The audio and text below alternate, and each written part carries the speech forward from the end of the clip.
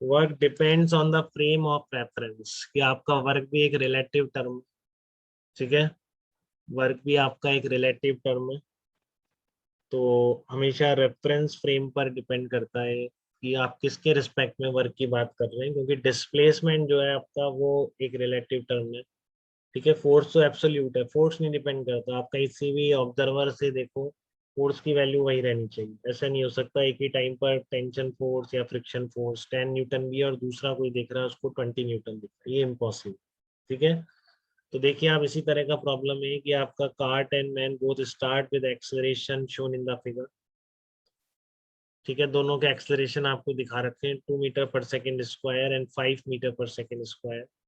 तो find out work done by the frictional force on 2 kg block, ठीक है, as observe by the running observer during first 2 second of motion.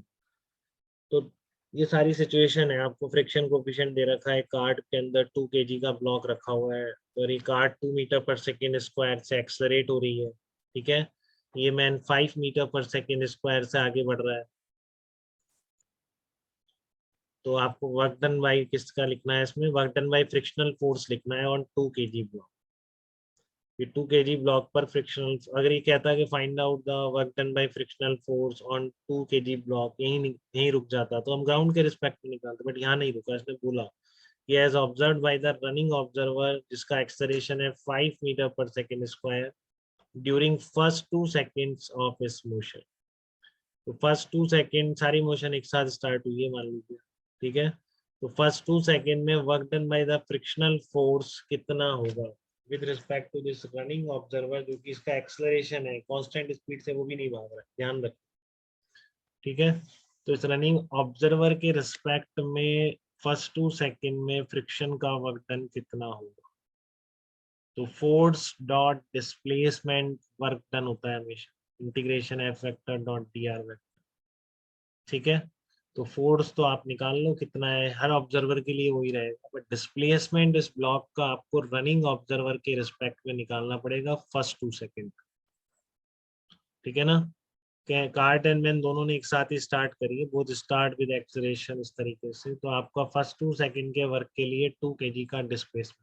तो पहले तो आप friction निकालने में गलती कर दो, बस बताओ फ्रिक्शनल फोर्स कितना है, फ्रिक्शन फोर्स क्या होता है। 4 न्यूटन। हाँ, म्यू एम जी तो नहीं लगाया आपने अंश, कहीं म्यू एम जी तो नहीं सर लगाया। क्योंकि म्यू एम जी मैक्सिमम से मतलब ज्यादा है फोर्स। हाँ, तो ये जो कल बच्चे फ्रिक्शन पढ़ रहे हैं वो समझ पा रहे हैं इस चीज को बेटा, कल जो बच्चे फ्रिक्शन पढ़े, मैंने बोला था स्टैटिक फ्रिक्शन।